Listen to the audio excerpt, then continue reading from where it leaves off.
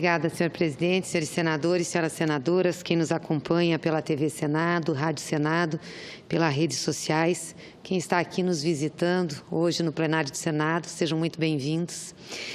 Eu subo essa tribuna hoje não com alegria, mas subo com a mesma tristeza que subi há um ano atrás, senador Requião, dia 16 de maio de 2016, quando essa casa, o Senado da República, votou, 12 de maio, desculpa, de 2016, votou o afastamento da presidenta Dilma Rousseff e iniciava aqui o processo de impeachment, de julgamento da presidenta por crime de responsabilidade.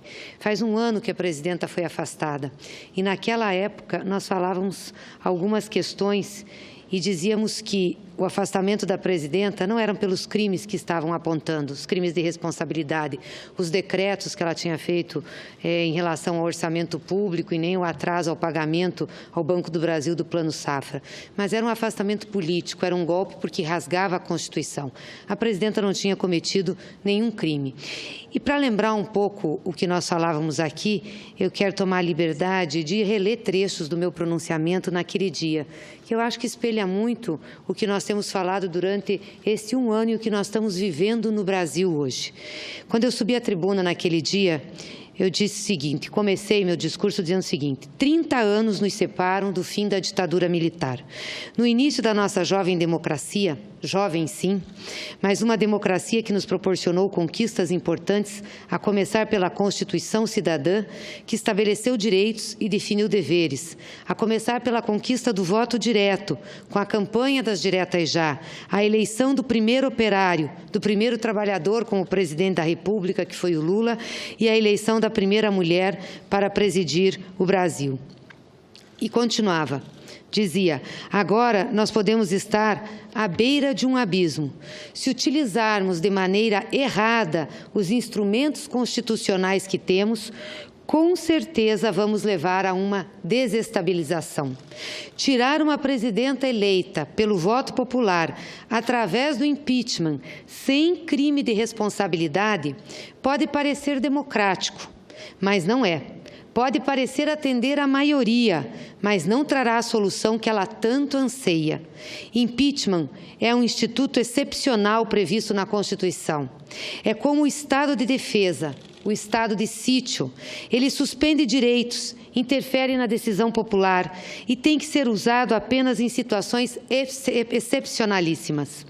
O uso não é para fazer disputa política, não é para questionar programas de governo, não é para discutir o chamado conjunto da obra, como diziam muitos dos nossos colegas aqui nessa casa.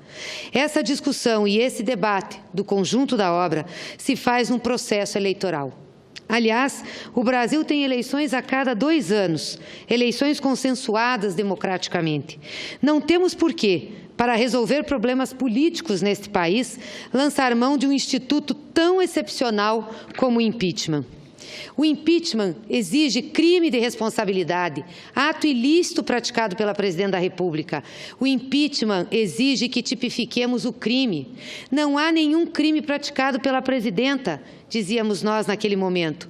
Se houvesse, não seria esta casa, o Senado da República, que a julgaria, porque crimes comuns são julgados no Supremo Tribunal Federal. Para caracterizar o crime e tentar afastar a presidenta Dilma, essa casa rasgou a Constituição. Foram buscar no orçamento público aquilo que estão dizendo que significa a infração e o crime de responsabilidade. Dizia eu, querem afastar a presidenta Dilma por 6, ou melhor, 4 decretos de créditos suplementares ao orçamento de 2015. Decretos esses que foram feitos por todos os presidentes que antecederam a presidenta Dilma. E continuei, querem afastar uma presidenta da República por atrasar 6 meses no pagamento de subvenção de juros ao Plano Safra no Banco do Brasil. Essa ajuda que o governo dá aos agricultores é regulamentada por lei desde 1992. E não há nenhuma assinatura da presidenta no processo, um ato, um despacho neste atraso, mas estão usando isso para justificar o crime. E nós lembrávamos, é desproporcional fazer o impeachment. Os pressupostos jurídicos que foram usados, que estão sendo usados hoje, dizia eu, para julgar a presidenta Dilma, não valerão para mais ninguém. essa régua com que medem a presidenta, com que medem os governos do PT, não medirá mais nenhum outro governante, não medirá e não está medindo nenhum outro partido. Esse instrumento foi concebido agora para cancelar o resultado das eleições de 2014, o que, aliás, se tenta desde 2015. Por isso dizemos que é uma farsa política, que é uma fraude jurídica, que é um golpe. E para dar mais força ao que estão falando e para dar mais força a esse processo, agregam a ele, na época, os julgadores da presidenta Dilma, a crítica do conjunto da obra e dizem que foram essas intervenções orçamentárias que causaram a crise econômica por que estamos passando. Ora, senhor presidente, essa é uma grande deslealdade política. A crise econômica que estamos vivendo, que falava de 2016, tem essencialmente a sua raiz na crise econômica mundial. Ou será que os senhores não viram porque passaram a Grécia, a Espanha, a Itália, a França, os próprios Estados Unidos, a China, parceiros comerciais do Brasil? Os países da Europa chegaram a ter índices 3 vezes maiores do que os do Brasil em termos de desemprego. A nossa inflação e os nossos juros vieram em decorrência exatamente dessa política internacional perversa. Mas aqui, lembrávamos nós, conseguimos proteger a nossa população, proteger a população mais pobre do país. Nós tivemos aqui, para enfrentar a crise, o Bolsa Família, o salário mínimo decente, a Previdência, que agregou mais de 30 milhões de pessoas nos últimos 13 anos, programas como Minha Casa Minha Vida, mais médicos, creches, que deram e estão dando sustentação à nossa população para enfrentar essa crise grave pela qual estamos passando. É uma crise maior do que da década de 80 e do que da década de 90, mas com esses programas e com uma intervenção voltada aos direitos e interesses populares, nós conseguimos fazer o enfrentamento. Mas lembrávamos naquela data, dia 12 de maio de 2016. Infelizmente, há uma elite neste país que não tem projeto comprometido com o desenvolvimento nacional. Como diz Vossa Excelência, senador Lindbergh, nem de elite nós podemos chamar, porque elite é o que há de melhor num determinado grupo. Na realidade, a nossa classe dominante não tem uma elite que se preocupe com o país. É uma classe dominante que, desde o descobrimento do Brasil, tem como cultura se apropriar dos seus bens. Está certo o professor Bresser Pereira ao explicar a nossa diferença em termos de desenvolvimento com os Estados Unidos. Fala a ele. Lá, nós tivemos uma ocupação de território com projeto de desenvolvimento de nação. Aqui, nós tivemos uma exploração de território e das riquezas nacionais para levar para fora do Brasil. E essa mentalidade, essa concepção, até hoje domina a classe dominante brasileira. É uma classe dominante que não tem generosidade suficiente para um projeto para contemplar o povo. Criminaliza a pobreza. Foi por isso que eu disse na manhã de hoje, lembrando que depois de Getúlio, depois de Jango, esse é o projeto popular iniciado por Lula e continuado por Dilma que tem que ser derrotado. E não tenho dúvidas nenhuma de que esse impeachment não é por crime de responsabilidade. É um impeachment proposto pela direita e pela elite para que seu projeto prevaleça, sem submetê-lo ao voto popular. Porque se submetesse ao voto popular, não teria condições de ser aprovado, já que para essa elite não há programa que contemple a maioria do povo. É uma classe dominante e preconceituosa. Pobre não pode andar de avião, pobre e negro não podem ter cota na universidade, pobre não pode fazer curso superior, pobre não pode comprar carro, não pode ter acesso aos bens de consumo. É isso tanto que incomoda a nossa classe dominante e os ricos brasileiros. Incomoda ter que pagar os direitos trabalhistas para as empregadas da casa.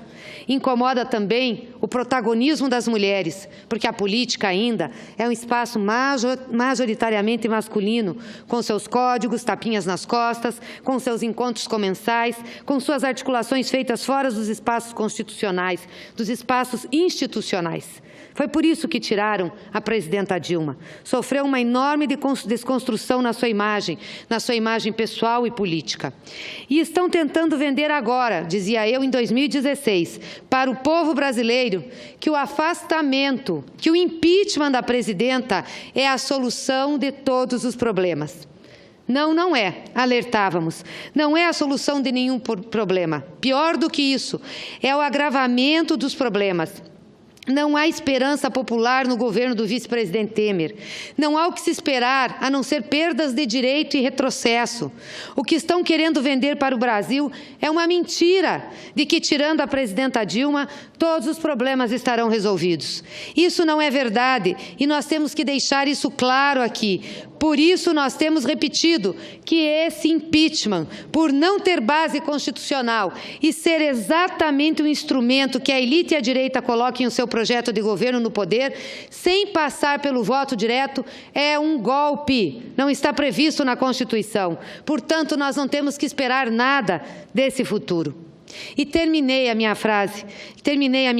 fala aquele dia 12 de maio de 2016, o dia em que afastaram a presidenta Dilma, citando Darcy Ribeiro. Sou uma mulher de causas, sou uma mulher de lutas. Detestaria, não suportaria estar no lugar de quem me vencerá hoje. E eu fui vencida. Muitos de nós aqui fomos vencidos em 2016 e afastaram a presidenta Dilma exatamente no dia 12 de maio para começar o processo de julgamento de impeachment. E hoje eu tenho mais certeza ainda de que eu estava do lado certo. Porque aquilo que dizíamos naquela data, senador Requião, e Vossa Excelência também fez um brilhante pronunciamento, é o que está acontecendo hoje no nosso Brasil. Tenho aqui um documento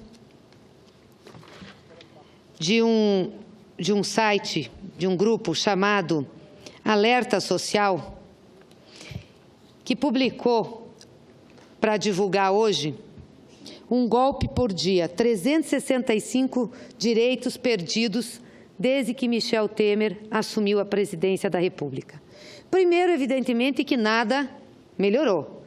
Não diziam que era tirar a Dilma e a fada da confiança ia tocar a economia e que a economia por si só iria recuperar-se, nós íamos ter empregos, melhorar, tudo ia ser melhor para o Brasil? Aconteceu isso? Aconteceu? Não, não aconteceu. Nós estamos com 14 milhões de desempregados no Brasil, não tivemos investimentos mais no nosso país, a economia não recuperou e ainda temos as maiores taxas de juros reais do mundo estão aqui no Brasil, apesar da inflação ter crescido. E a inflação decresceu não porque teve uma ação política de governo, decresceu porque a economia está no chão. Mas não foi só isso que destruíram, não foi só a economia, não foi só os 14 milhões de desempregos gerados, foi também a democracia. Ao rasgar o título do eleitor, tirando uma mulher que tinha 54 milhões de votos e botar um vice-presidente que não tinha legitimidade das urnas, nós demos um sinal para a sociedade de que a democracia não é importante para a sociedade brasileira. Portanto, todas as ações contrárias à democracia nós começamos a ser vistas. Primeiro, formar um governo só de homens brancos e ricos, sem mulheres e sem negros. Depois de muitos protestos na sociedade, nós tivemos uma mulher e tivemos um negro, uma mulher negra, no governo de Michel Temer. Depois nós tivemos os desmontes dos direitos sociais, dos direitos voltados às pessoas que mais precisam, como, por exemplo, o incentivo à perseguição dos homossexuais, o incentivo à perseguição dos negros e negras nesse país, o incentivo à perseguição das minorias, a misoginia, o incentivo à perseguição das mulheres, dos trabalhadores sem terra, enfim, de todos os movimentos sociais que se construíram ao longo desses últimos 30 anos que nos separa da Constituição Cidadã.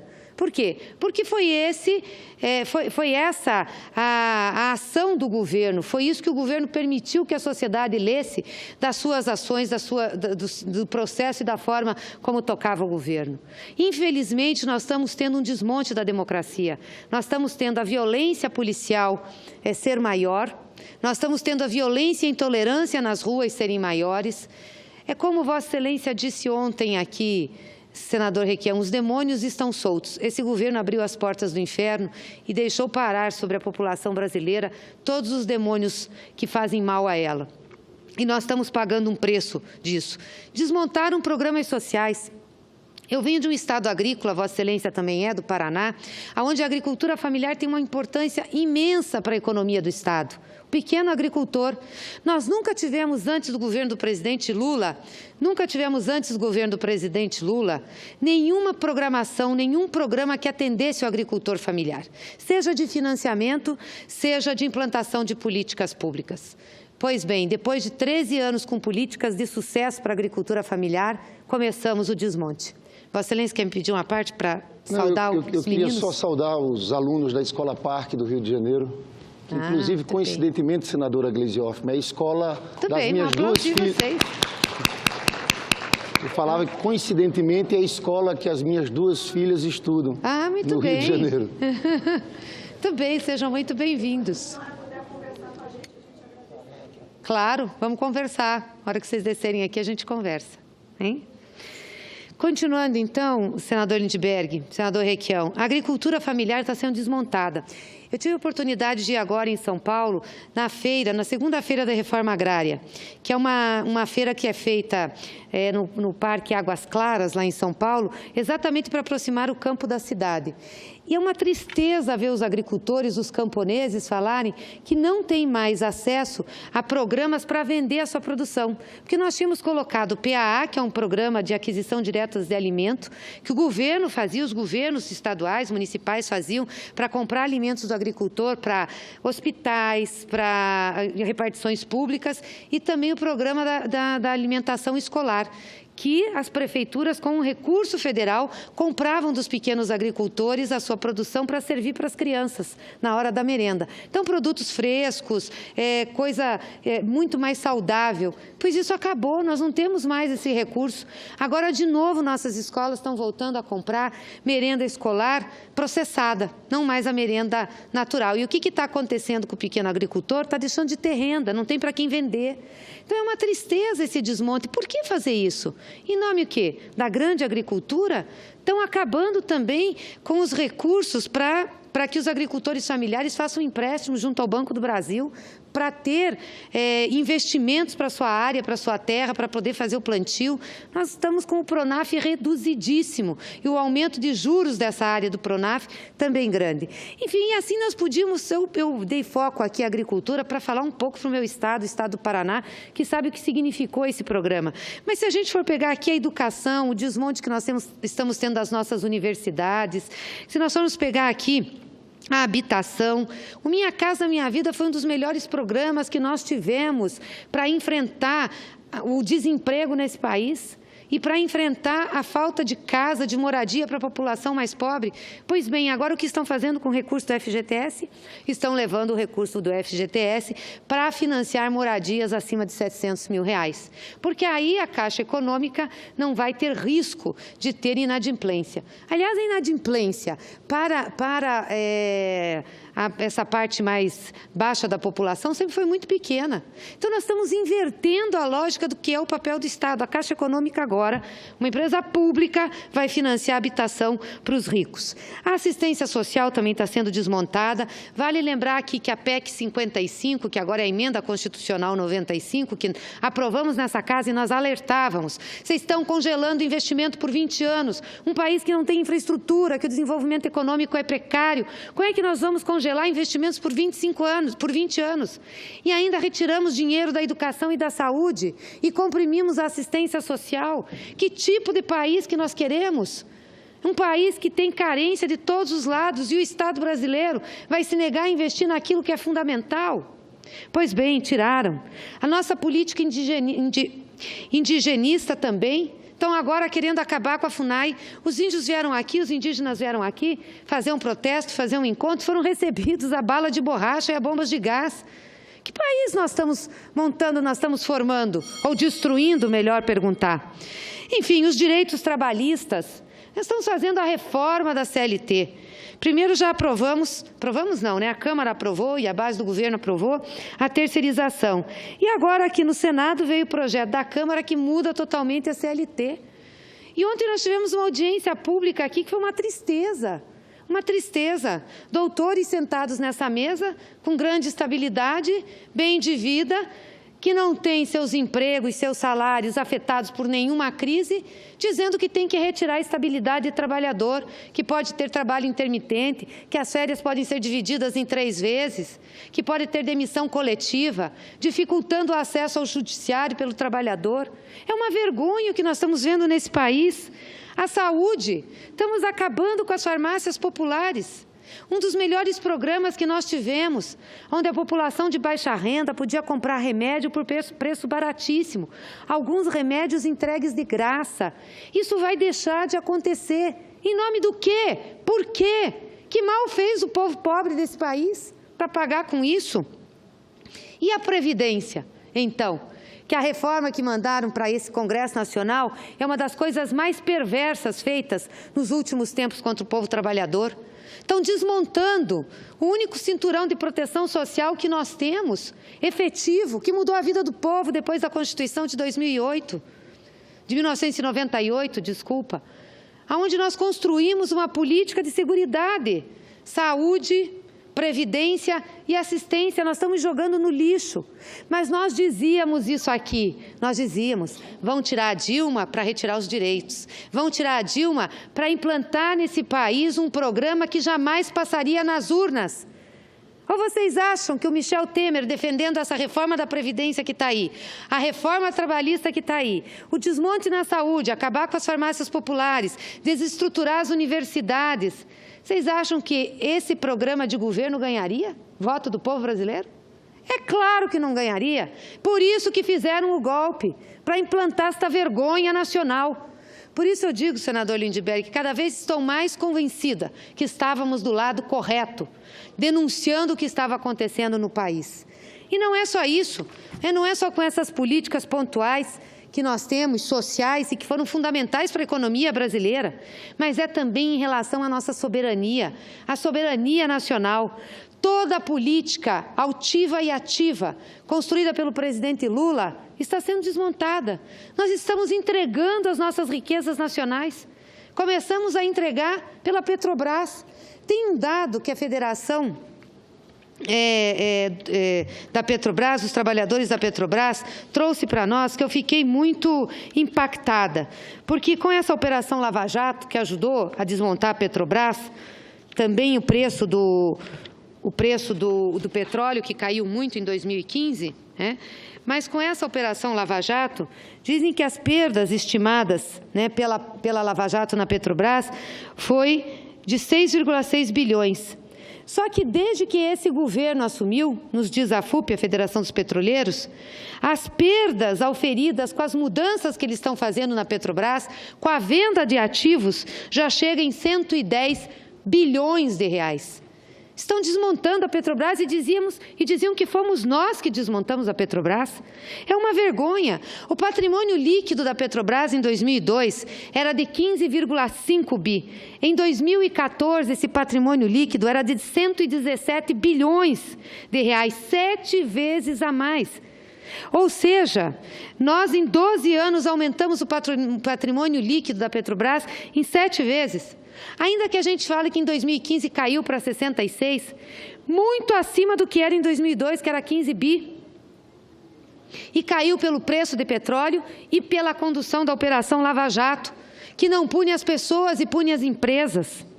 A produção de petróleo em 2000 era de 1.270.000 barris de petróleo dia.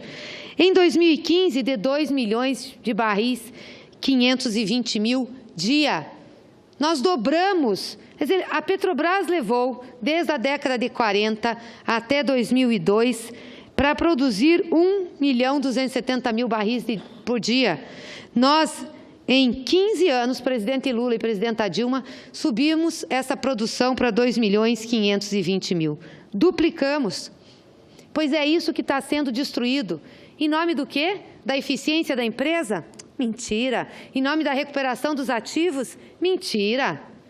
para entregar este patrimônio às grandes empresas externas. Estão fazendo licitação do pré-sal agora, tiraram a partilha, agora a Petrobras já não é mais dona do petróleo, pode exercer sua preferência se quiser. Então, tiraram essa obrigatoriedade que estava em lei, estão fazendo licitações sem colocar a preferência da Petrobras e impedindo que empresas nacionais participem da licitação. Em nome do quê? Para que a Shell, a Exxon ganhem essas licitações? Por quê? Porque as empresas brasileiras são corruptas? De novo estão punindo as empresas e não as pessoas que a dirigiam? Ou será que as empresas externas e internacionais não são? A Exxon é uma beleza, a Shell é uma beleza, não tem problema de corrupção? Mentira! É só pegar os dados da Transparência Internacional, todas envolvidas com problemas de corrupção em seus países e países que operam. É a entrega do nosso patrimônio, pura e simplesmente isso, por gente que já governou esse país, já entregou, já desmontou o país e agora volta aqui a entregar nossa soberania nacional. O que estão fazendo com a base de Alcântara? Revendo o acordo para entregar a base de Alcântara à operação dos Estados Unidos. O que estão fazendo com a Amazônia? Estão fazendo treinamento, operação militar, conjunta com os americanos na nossa Amazônia, em nome do quê? Da defesa da Amazônia? É óbvio que não é. É o quê? Para conhecer melhor o nosso território? Estão desmontando com o Mercosul, não tem mais a política Sul-Sul, estão enfraquecendo os BRICS e estamos de novo nos colocando diante dos Estados Unidos com uma posição de subserviência. Foi para isso que fizeram o golpe, para isso que há um ano afastaram a presidenta Dilma da presidência da República. Nós falávamos isso, mas grande parte, a maioria aqui, dizia que não era. E eu acho que a maioria aqui foi iludido. Não posso acreditar, senador Requião, que a maioria dos senadores aqui votou no impeachment achando que isso não ia acontecer. Acho que eles achavam que teria a fada da confiança, que viria a fada aqui, bateria a sua varinha e nós melhoraríamos a economia. Eles diziam isso, muitos diziam isso com convicção. Agora, esses mesmos que diziam com convicção não vêm aqui no plenário. E acho que andam envergonhados por ver o país nessa situação. Então, nós estamos aqui um ano com esse governo do Michel Temer, destruindo o Brasil. O Brasil não pode esperar esse governo terminar em 2018. Por isso, nós precisamos, urgente, antecipar as eleições gerais e diretas nesse país. Nós temos que ter dignidade, talvez como Casa Alta da República, como Câmara Alta, possamos também convencer a Câmara dos Deputados a votar uma emenda constitucional, para que a gente antecipe as eleições e traga para agora, outubro de 2017, eleições gerais no país, inclusive para senadores, deputados federais, governadores, para que a gente possa salvar o Brasil dessa gente que está aí. Conceda uma parte, senador Lindbergh. Senadora Gleisi, eu quero cumprimentar o pronunciamento de Vossa Excelência, que foi uma das mais ativas lutadoras naquele processo contra o golpe. É duro relembrar aqueles dias. A gente viveu de forma muito intensa aqui. Agora, é impressionante ver, um ano depois, o tamanho da desmoralização desse golpe. Estão desmoralizados. É um golpe que fracassou. Eles diziam que iam tirar a Dilma, a economia melhoraria, porque os empresários retomariam a confiança em investir. Olha como está a economia brasileira. 14 milhões de desempregos. E no meio de tudo isso, uma política de austeridade econômica que só aprofunda. Faziam um discurso da ética, do PT, a organização criminosa. Cadê eles? Onde estão? Sumiram. Num governo desmoralizado como esse, Temer, Padilha, Gedel, Eduardo Cunha mandando da cadeia, o PSDB desmoralizado.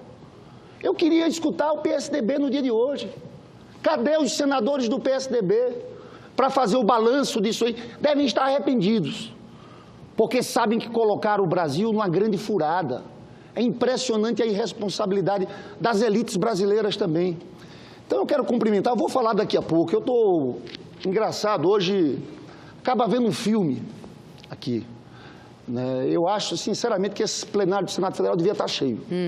Porque cada senador ali teve responsabilidade. E eu não tenho dúvida de dizer, quem votou naquele golpe vai entrar para a história como partícipe de um golpe contra a democracia brasileira. Eu tenho certeza que a gente esteve do lado certo. Eu já começo a ver muitos arrependidos por aí, reconhecendo o que fizeram e as consequências para o Brasil e para a sua economia. Mas eu faço essa parte porque faço questão de ficar registrado nos anais da história. Esse é um dia importante. Nós vamos hoje viajar a Porto Alegre, Vossa Excelência também vai, vários parlamentares irão. Vamos encontrar a presidenta Dilma, dar um abraço apertado nela, nessa mulher guerreira. Vamos fazer um ato político lá em Porto Alegre, porque a gente não quer deixar passar esse um ano em branco. A gente quer chamar a atenção disso. E o que a gente quer dizer nesse plenário do Senado Federal é que aquilo foi um golpe. A Constituição brasileira foi rasgada. E eu tenho certeza, senadora Gleisi, algum dia na história isso vai ser reconhecido por esse Senado Federal também. E nós vamos apagar das páginas da história aquele processo fraudulento de afastamento de uma presidenta sem crime de responsabilidade. Parabéns, Vossa Excelência, pelo pronunciamento. Obrigada, senador Lindbergh. Espero que nós apaguemos, sim. Também quero cumprimentar Vossa Excelência, que esteve à frente da resistência contra o impeachment da presidenta Dilma, assim como a senadora Vanessa Graziotin, senador Requião, e tantos outros senadores que lutaram contra o afastamento dela. E realmente é uma tristeza a gente ver essa casa vazia, porque aqueles que defenderam a sua retirada, aqueles que defenderam o seu afastamento para fazer o julgamento e depois a retiraram do poder, deviam estar aqui para fazer um balanço do resultado que nós tivemos nesse um ano, para inclusive verificar que aquilo que nós falávamos dessa tribuna, falávamos na comissão, era verdadeiro, que o que nós alertávamos é exatamente o que está acontecendo hoje no Brasil. E, infelizmente, a gente tem que fazer esse balanço e dizer que nós estamos com uma grande tristeza. Aqui, gente.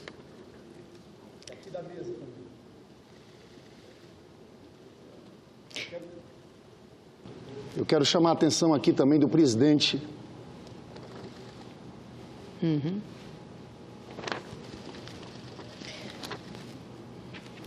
Eu quero que as câmeras filmem aqui também. Quero agradecer, quero agradecer, senador Lindbergh, que preside